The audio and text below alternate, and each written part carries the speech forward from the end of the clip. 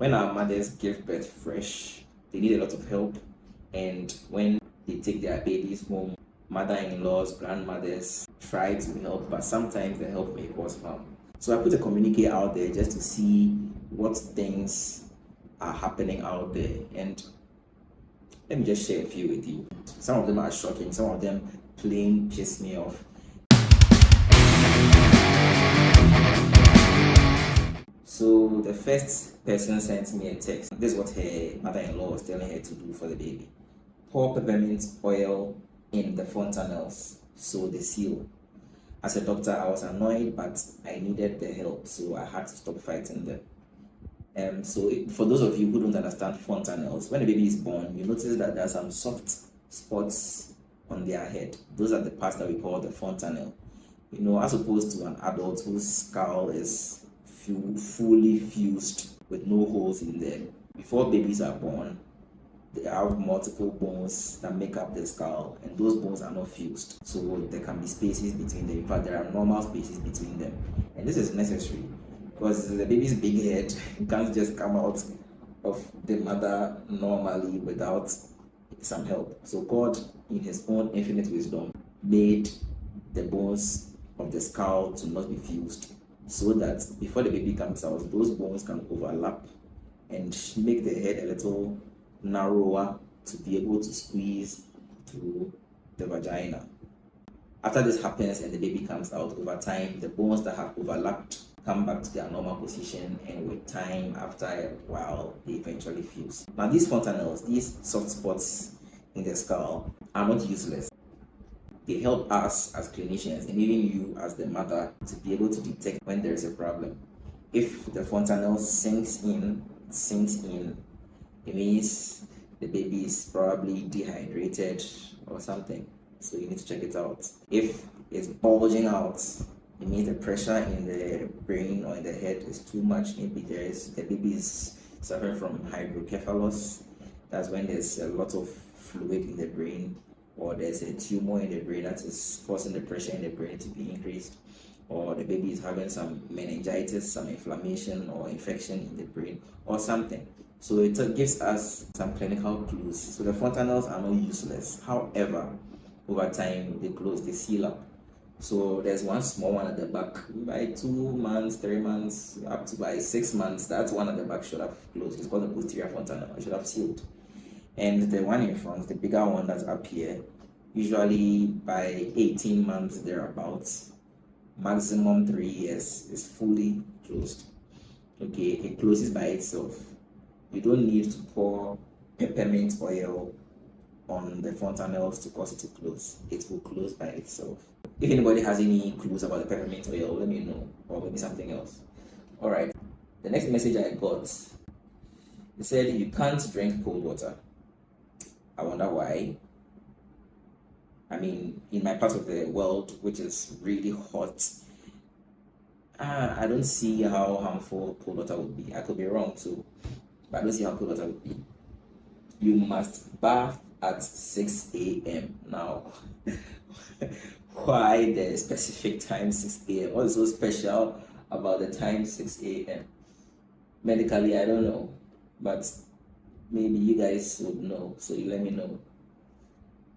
You must eat fufu for the first week. Fufu is a meal made with cassava and plantain, sometimes with yam. Anyway, it's pounded, right? So they say for the first week you must eat fufu.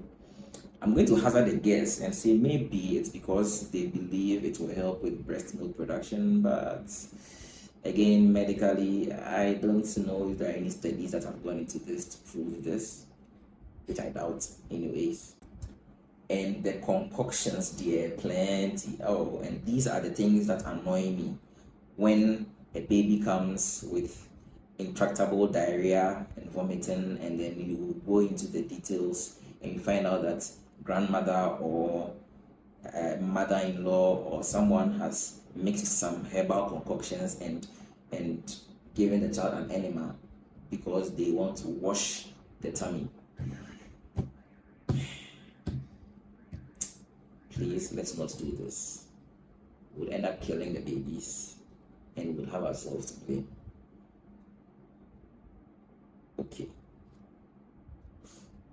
All right. No concoctions for baby. Within the first 6 months, exclusive breastfeeding. Breast milk should be the baby's food, the baby's water, the baby's medicine until there is a problem and then the doctors would know what to do next. Please, no herbal concoctions. Aha! Putting hot stone on the umbilical stump. Now, ladies and gentlemen, there is something called cord sepsis, or when the cord is no longer there, stump sepsis. Sepsis is like a generalized kind of an infection, a more systemic infection, not a localized infection. So, when you don't treat the cord well, when the baby is born, the umbilical cord is still attached, you need to clean it well and make sure it doesn't get infected. After the cord falls off, the umbilical, the stump that is left behind, still needs some care so that it doesn't get infected. Typically, we just advise you to use some antiseptic, some alcohol rub, just to keep the place clean. But then I have seen in my practice people using all sorts of things to keep the place clean. Hot stones. Now that is just mere torture. The fact that you heated the stone doesn't make the stone clean. Now the fact that you are hitting the stone again means you can burn this child. And management of burns for a neonate is no joke. Okay, I have seen some people use cow dung, cow doo-doo, cow poop. Yes, on the cord and or other stump, because I have no idea what the logic is for that one. Now, mind you, there was a vein and arteries that passed through that place. So that's direct contact into the baby's circulatory system. And so whatever infection happens there can go directly into the baby and you can kill the baby. So please, spirit is enough. Alcohol rub is enough. No weird things. Okay, the next one. Okay, so this is a story one of my colleague health workers was telling me. She said, yesterday at the clinic, a baby was brought in with burn wounds on one breast. The grandma wanted the breast size to reduce, so she applied a hot stone on the breast. See, in fact, we got angry. Exactly what I was saying. Hot stone on the breast. Sometimes babies come out with big breasts.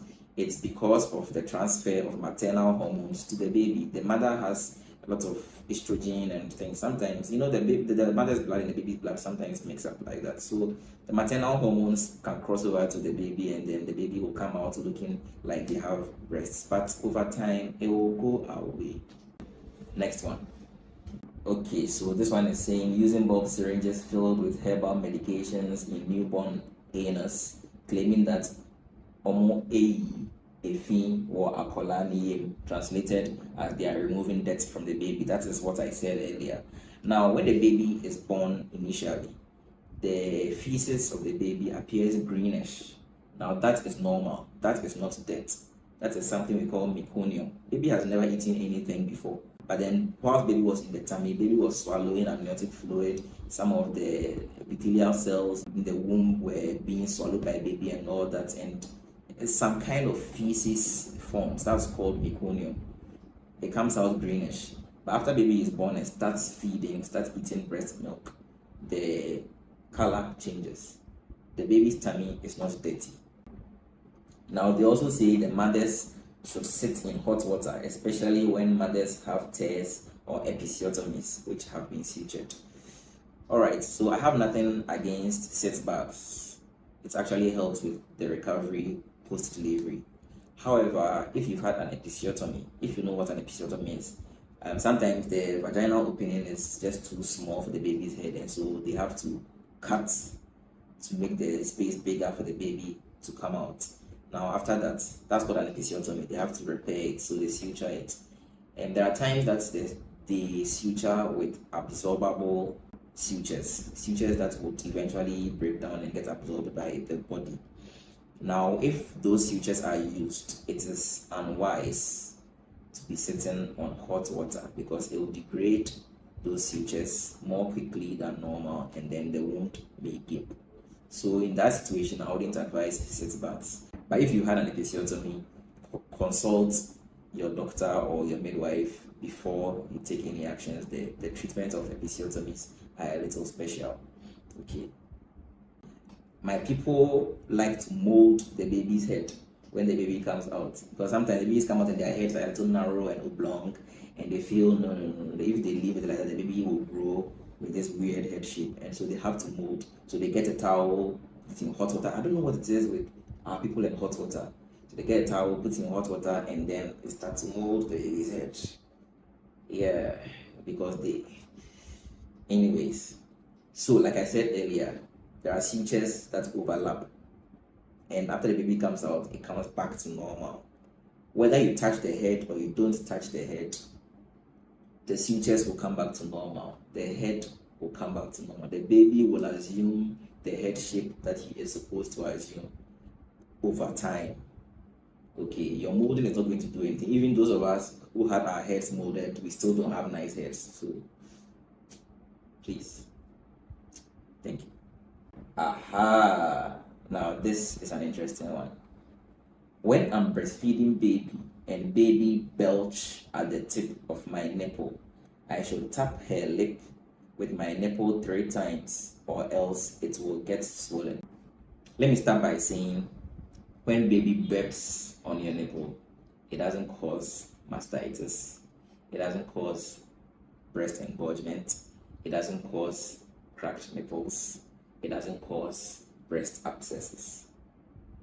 Okay, what may cause these things are myriad. Sometimes you may not fully empty your breast's milk during feeding. Some of it stays in the ducts and can act as a focus of infection.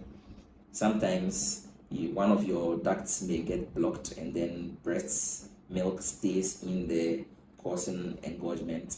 Sometimes during breastfeeding, your nipples may get cracked, and when it gets cracked, it can act as a focus of infection. Sometimes when you wear tight bras or strap the seatbelt tightly, it may hold breast milk within the breast and cause engorgement and further inflammation. When infection comes on top of that, you may have an abscess. Okay, the baby belching on the nipple doesn't really cause anything. Alright, so I think I'm going to stop here. I know there are more things that I have not touched on, so maybe send me a comment in the chat. So let me know what your experiences are. Let me know what your thoughts are. Let me know what you agree with me about and what you don't agree with me about. And if you have any more information, kindly share. I mean, we are all learning, but this is me trying to bring things to light from a medical point of view. Now, all this said, mothers, I know you need all the help you can get. Doctors are giving you information. The traditional people at home are also giving you information. And you need to try to be diplomatic when it comes to handling these issues. Otherwise, the people who are helping you will leave, they will go away, and you'll struggle a little. So let's not fight them per se, but let's find a way to agree to disagree. Okay. Thank you. Okay, so if you found value from this video, hit the like button, hit the subscribe button, and hit the notification bell so that anytime I post another video, you will be the first to get it. I'll catch you in the next video.